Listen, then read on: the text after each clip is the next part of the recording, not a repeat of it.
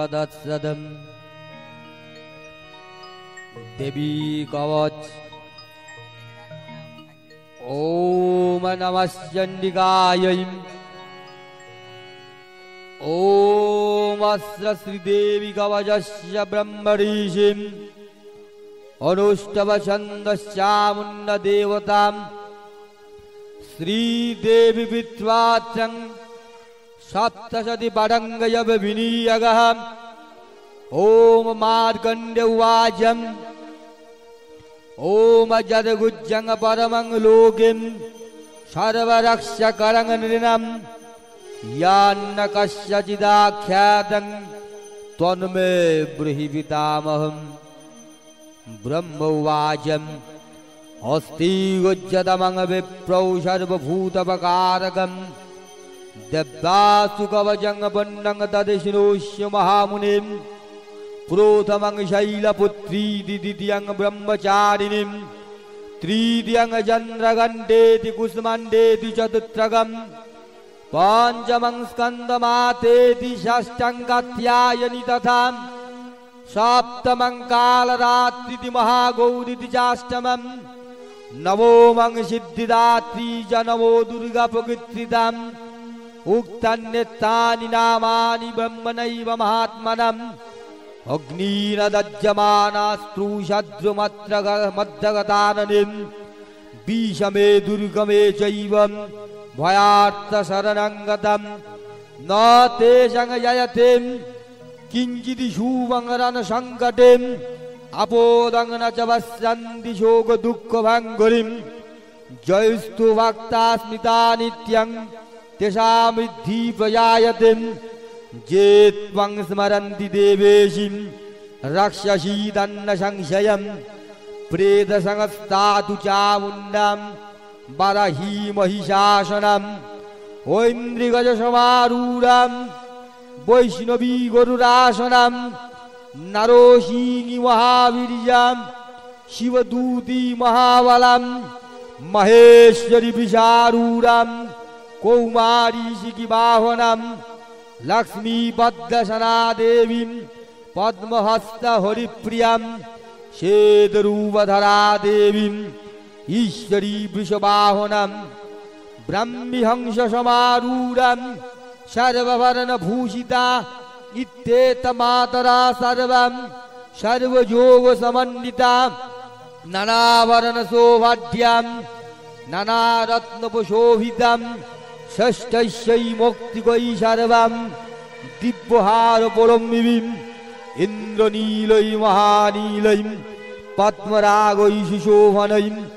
दृश्यन्ते रथमारुरादिव्यं क्रोधसमाकुलं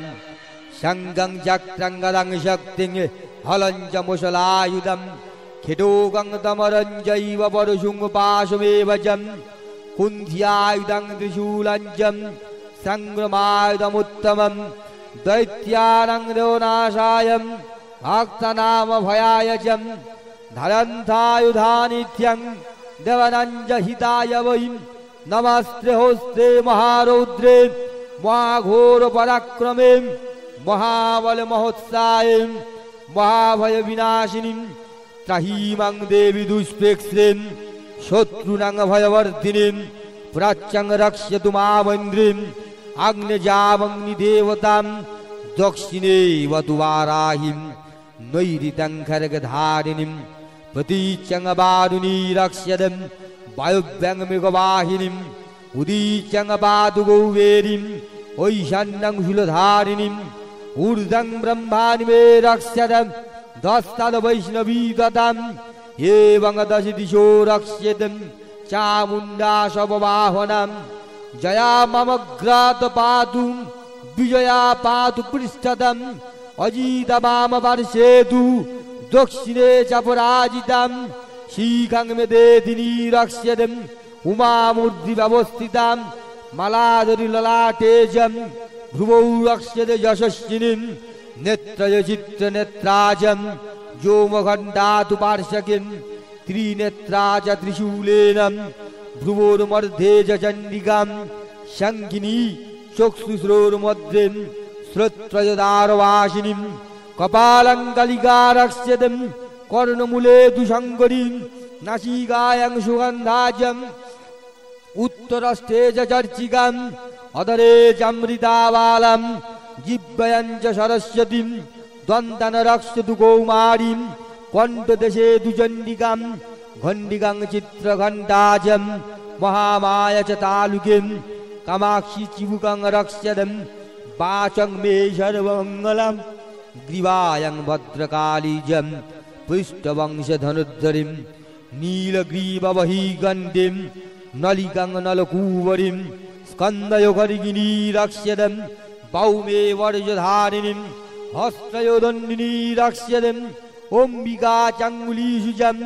नखानशूलेश्वरी रक्ष्यदं कुक्षौ रक्ष्यद नरेश्वरी स्तनौ रक्ष्यद महादेवीं मनोशोकविनाशिनीं हृदये ललिता देवी उदरे शूलधारिणी नाभौ च कमिनी रक्ष्यद गुज्जं गुज्जेश्वरी तथा मृच्छं रक्ष्यद दुर्गन्धां पौमे गुज्जवाहिनी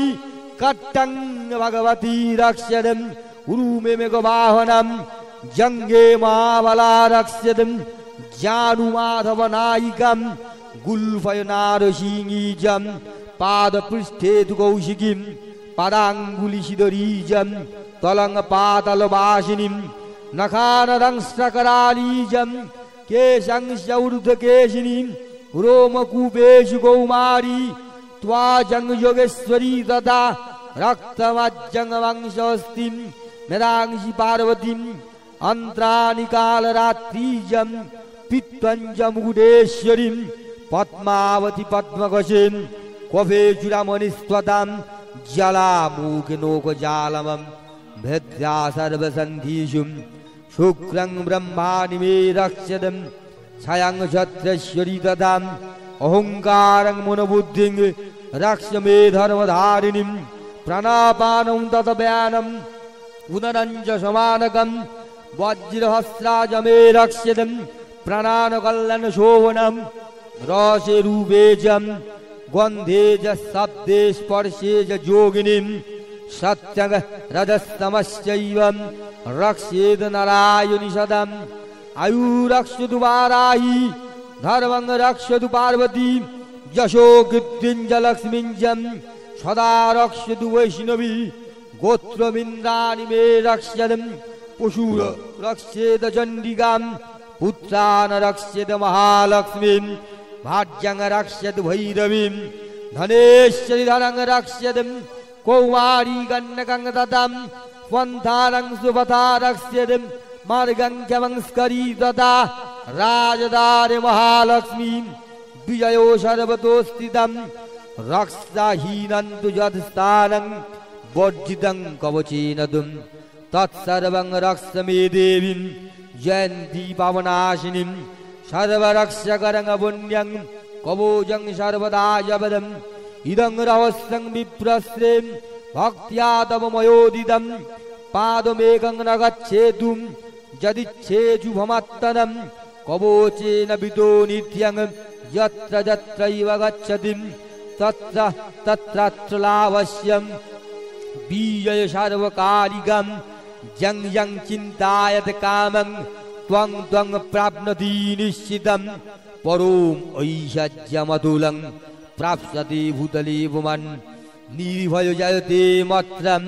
संग्रामेश्य पराजितं त्रैलोक्ये तु भवेत् पूज्यं कवचेन वितो पुमान् इदं तु देव्या कवचं देवानामपि दुर्लभं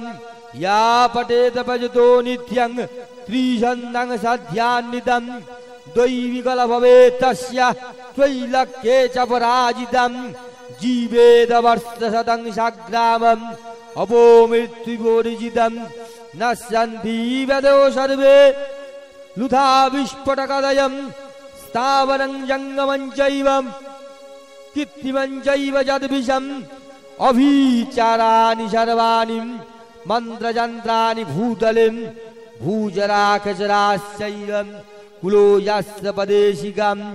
सहोजकुलजामालां डाकिनी शाकिनी त्वताम् अन्तरिक्षाचराघोरं डाकीनस्य महारवम् ग्रहो भूतविषजस्यं यक्ष गन्धर्वराक्षसं ब्रह्मराक्षस बेतालं कुष्माण्डाभैरवादयं नश्यन्ति दर्शनात्तस्यं कवचेन विदोहिजं मनन्नति भवेदज्ञं तेज विद्धि पराभवदं यशो विद्धि भवेद पुंसं कीर्तिविद्धि सजायतिं तस्मात् जपेद सदा भक्त्या कवचं कमदं मुनिं जपेद सप्तशतिं चण्डिं कित्वा तु कवचं पुरं निर्विघ्नेन भवेत् सिद्धि चण्डी जप समुद्भवं यावद् भूमण्डलं धत्ते शैलवनकाननं तवोत्तिष्ठति मेदिन्नं सन्तति पुत्रपौत्रिकीं ध्यान्ते परमं स्थानं शुरैरपि सुदुर्लभं प्राप्नोति पुरुषो नित्यं महामाया प्रसादतं तत्र गच्छति गत्यासौ पुनश्चागमनं नहि लभते परमं स्थानं।